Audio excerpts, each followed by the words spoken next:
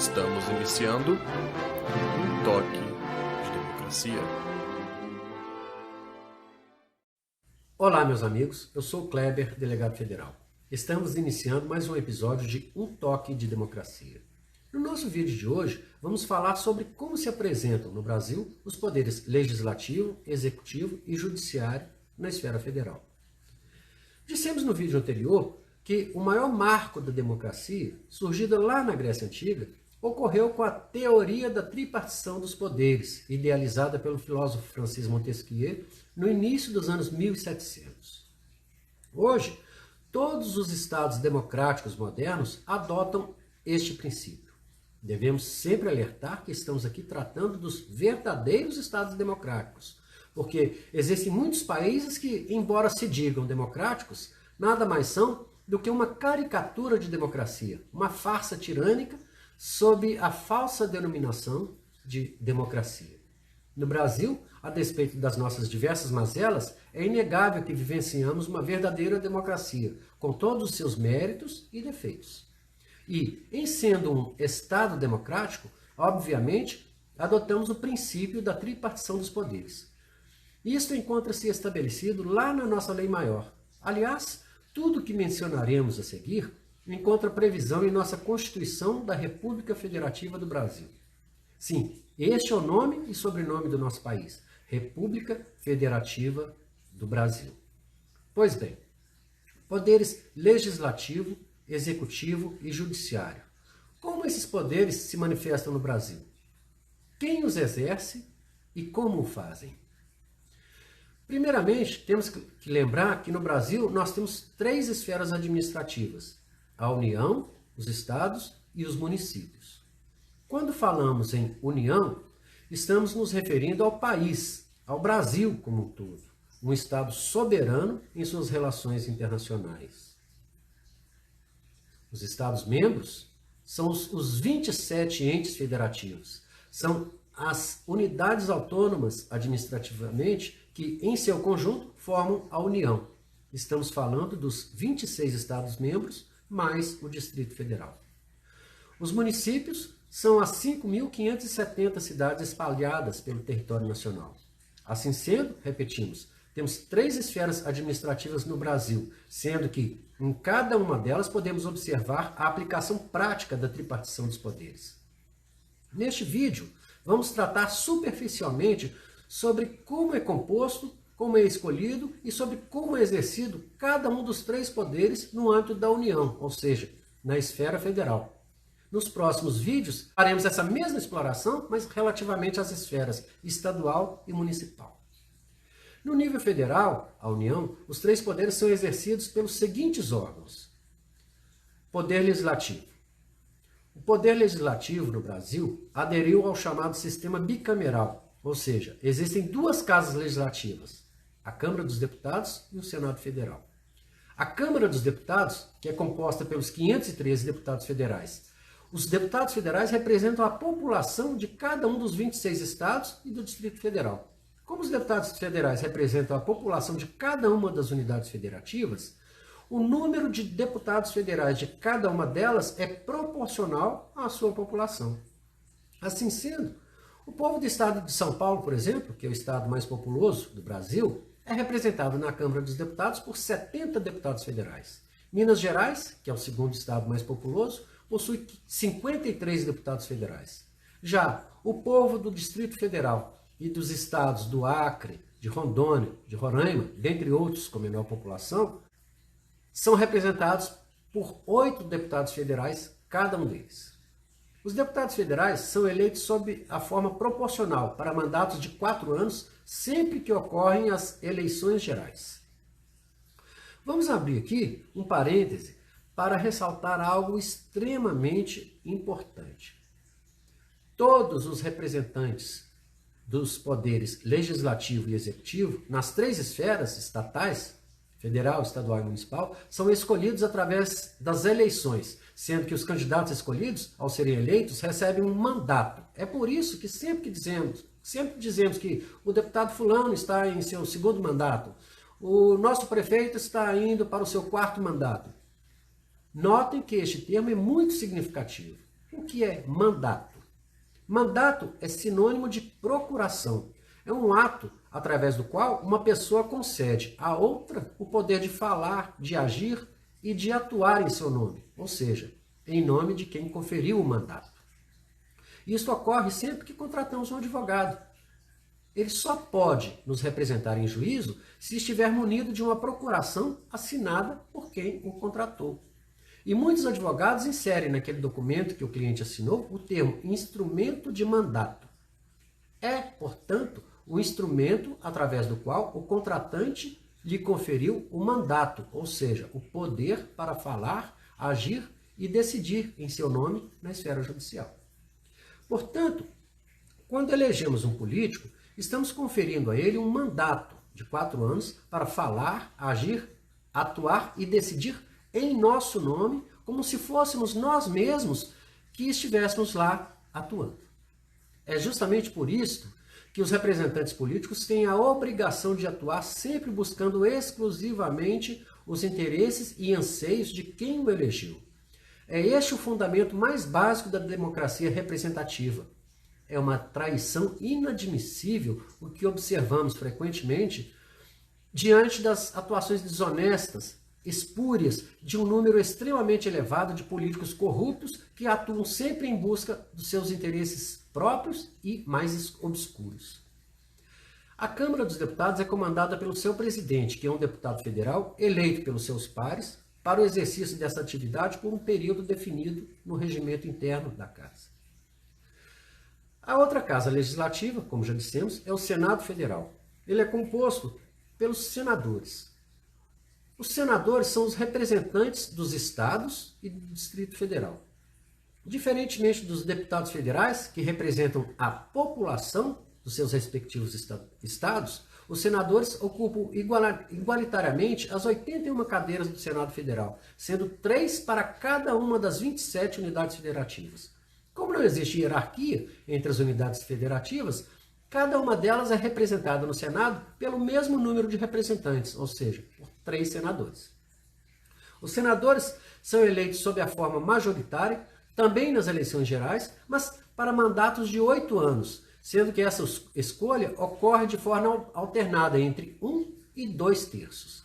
Melhor explicando, nas eleições de 2018, por exemplo, foram eleitos 2 senadores em cada estado e no Distrito Federal para mandatos de 8 anos. Eles permaneceram em suas cadeiras até janeiro de 2027, quando serão substituídos ou reeleitos pelos senadores que serão eleitos nas eleições gerais que ocorrerão no final de 2026. Antes, porém, em 2022, teremos as próximas eleições gerais, oportunidade em que serão substituídos ou reeleitos aqueles senadores que foram eleitos, um de cada estado, lá naquelas eleições gerais ocorridas em 2014. Isto porque, no final de 2021, eles estarão terminando seus mandatos de 8 anos obtidos naquela oportunidade. Em suma, em uma eleição geral, escolhemos um senador. Nas eleições gerais seguintes, elegemos 2 senadores, sempre conferindo-lhes 8 anos de mandato. Assim como a Câmara dos Deputados, também o Senado Federal é presidido por um senador que é escolhido entre seus pares para um mandato bienal. Compete ao Poder Legislativo, primordialmente, a propositura, elaboração ou aprovação de emendas à Constituição Federal e a propositura, discussão e aprovação das leis. Mas também é atribuição do Legislativo a fiscalização das atividades dos demais poderes, a aprovação das contas públicas, a aprovação do orçamento da União, a aprovação da Lei de Diretrizes Orçamentárias, dentre outras relevantes atividades. Outra atribuição importante do Poder Legislativo. Nas ausências ou impedimentos simultâneos do Presidente da República e do Vice-Presidente da República, o Presidente da Câmara dos Deputados assume interinamente as funções de Presidente da República até que cesse o impedimento ou a ausência dos ocupantes naturais do cargo. Ocorrendo também, simultaneamente, o impedimento do Presidente da Câmara dos Deputados, competirá, então, ao Presidente do Senado Federal o exercício interino da Presidência da República, nos casos já mencionados. Muitas vezes ouvimos falar da Câmara dos Deputados, outras vezes do Senado Federal, mas também ouvimos com frequência a imprensa mencionar o Congresso Nacional. O que seria o Congresso Nacional? Seria ele um outro órgão do Poder Legislativo? A resposta é não. Quando mencionamos o Congresso Nacional, estamos nos referindo às duas casas do Legislativo, ou seja, à Câmara dos Deputados e ao Senado Federal conjuntamente. Assim, ao mencionarmos Congresso Nacional, estamos nos referindo à totalidade dos integrantes do Poder Legislativo Federal, ou seja, à soma dos deputados federais mais os senadores. Vale lembrar que o Poder Legislativo é representado e exercido pelo Congresso Nacional, ou seja, pelos deputados e senadores. Mas, além destes, existem milhares de servidores públicos que também integram os quadros do Poder Legislativo.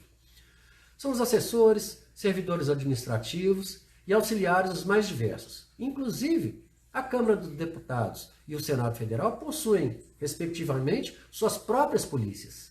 Existe a Polícia da Câmara e a Polícia do Senado, responsáveis pela manutenção da segurança no interior das referidas casas legislativas. Quanto ao Poder Executivo, podemos dizer o seguinte: o Poder Executivo é o responsável pela administração do país. Esse poder é exercido pelos mais diversos órgãos que compõem a administração pública federal. Apenas a título de exemplo, podemos citar a Receita Federal, a Polícia Federal, o IBAMA, o Banco Central, a Anvisa, o BNDES, as universidades e demais instituições públicas federais de ensino, os hospitais públicos federais, enfim, é uma infinidade de órgãos, agências, autarquias, empresas públicas e demais órgãos estatais. Todos eles integram o Poder Executivo e exercem diretamente as atividades inerentes ao mencionado poder, que é a administração pública, com o objetivo primordial de zelar pelo interesse público e pelo bem-estar da população. Podemos concluir, portanto, que as atribuições do Poder Executivo são exercidas por milhares, eu diria até por milhões de servidores públicos federais que atuam nas mais diversas localidades do país. Mas é óbvio que todas essas atividades não poderiam ser realizadas de forma aleatória, descentralizada e sem um comando central. Se assim fosse, tornaria impossível alcançarem-se os objetivos da administração pública, quais sejam, repetimos, zelar pelo interesse público e pelo bem-estar da comunidade. E, o mais importante, recolher, administrar e aplicar os recursos públicos da forma mais adequada possível. Por isso, o Poder Executivo possui um chefe, e este chefe é o Presidente da República. Ele é eleito de forma majoritária para um mandato de 4 anos, sempre que ocorrem as eleições gerais, podendo ser reeleito uma única vez de forma consecutiva. É ele, o Presidente da República, o administrador maior dos interesses da nação, internamente e no âmbito externo. Ele é o representante máximo do país perante as outras nações soberanas. Uma vez eleito, o Presidente da República escolhe e nomeia seus auxiliares diretos, quais sejam os ministros de Estado e os secretários de Estado e outros dirigentes do alto escalão dos mais diversos órgãos públicos.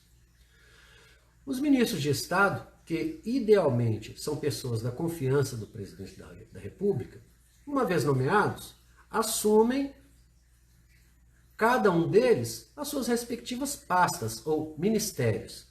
Cada ministério é voltado a um tema ou a um assunto, sendo que, sob a coordenação de cada um dos ministérios, existem os mais diversos órgãos da administração pública, sobre os quais já falamos anteriormente. A atividade do Presidente da República é voltada aos assuntos de maior relevância, atuando sempre com o auxílio dos seus ministros de Estado, que ocupam atividades de gerenciamento e de coordenação dos diversos órgãos e entes estatais subordinados às suas respectivas pastas. Sempre que se fala em Poder Executivo Federal, logo se imagina que ele é o Presidente da República. Conforme exposto, trata-se de uma impressão equivocada. O Presidente da República não é o Poder Executivo. Ele é o chefe do Poder Executivo. É ele quem coordena em alto nível todas as atividades inerentes a esse poder, mas quase nunca executa essas atividades diretamente. Quem efetivamente exerce de forma direta as atividades do Poder Executivo são os diversos órgãos e entes da administração pública a ele subordinadas. E o Poder Judiciário?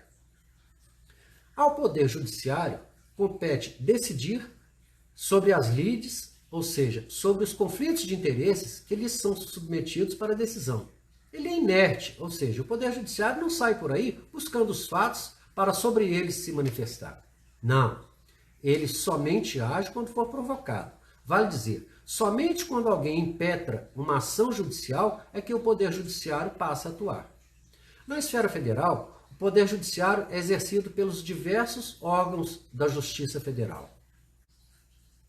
Em sua cúpula, ou seja, no nível mais elevado do Poder Judiciário Federal, nós temos o Supremo Tribunal Federal, STF, que é composto por 11 ministros escolhidos dentre cidadãos brasileiros portadores de ilibada reputação e de notável saber jurídico.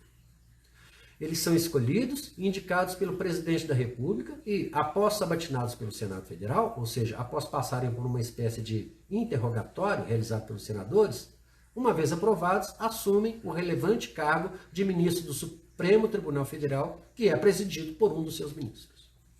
O irônico nesta forma de nomeação é que, para que alguém seja considerado habilitado para ingressar diretamente na cúpula do Poder Judiciário e passar a decidir em última instância sobre as questões mais relevantes do universo jurídico, o indicado não precisa sequer ser bacharel em direito. Basta que tenha um notável saber jurídico e reputação ilibada. Além do Supremo Tribunal Federal, nós temos também, em alta posição dentro do Poder Judiciário, os tribunais superiores, que são 4. O STJ, Superior Tribunal de Justiça, o TSE, Tribunal Superior Eleitoral, o TST, Tribunal Superior do Trabalho, e o TSM, Tribunal Superior Militar. Os magistrados que integram os tribunais superiores também são intitulados ministros. Na sequência, em um grau intermediário dentro do Poder Judiciário Federal, temos os Tribunais Regionais Federais, TRFs, os Tribunais Regionais Eleitorais, TRS, os Tribunais Regionais do Trabalho, TSTs, e os Tribunais Regionais Militares, TRMs.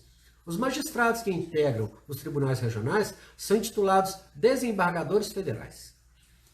Finalmente, no nível inicial, mas não menos importante do Poder Judiciário Federal, temos os juízes federais, que são os responsáveis pela condução e julgamento de todos os processos que são levados à apreciação das mais diversas varas federais espalhadas pelo Brasil. Cumpre lembrar, finalmente, que o Poder Judiciário Federal é exercido de forma direta pelos diversos juízes federais, desembargadores federais e ministros dos tribunais superiores e do Supremo Tribunal Federal. Contudo, assim como os demais poderes, o Executivo e o Legislativo, os representantes do Poder Judiciário são auxiliados por milhares de outros servidores públicos intitulados serventuários da Justiça, que também integram os quadros do mencionado poder, mas não detêm o poder judicante, ou seja, o poder de julgar. No próximo vídeo, falaremos dos 3 poderes em suas representações na esfera estadual. Eu sou o Kleber, delegado federal, candidato a vereador, número 55155, PSD. Muito obrigado.